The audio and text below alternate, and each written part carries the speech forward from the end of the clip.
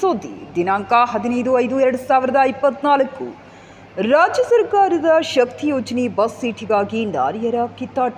ಪರಸ್ಪರ ಹೊಂದಿಕೊಂಡ ಮಹಿಳೆಯರು ಬೀದರ್ನಿಂದ ಕಲಬುರಗಿ ಹೋಗುವ ಬಸ್ನಲ್ಲಿ ಘಟನೆ. ಅವಶ್ಯಕತೆಗಳಿಗಿಂತ ನಿಂದಿಸುತ್ತಾ ಚಪ್ಪಲಿಯಿಂದ ಕಿತ್ತಾಟ. ಮಹಿಳೆಯರು ಸಹ ಪ್ರಯಾಣಿಕರು ಎಷ್ಟೇ ಹೇಳಿದ್ರೂ ಜಗಳ ನಿಲ್ಲಿಸದ ಮಹಿಳೆಯರು.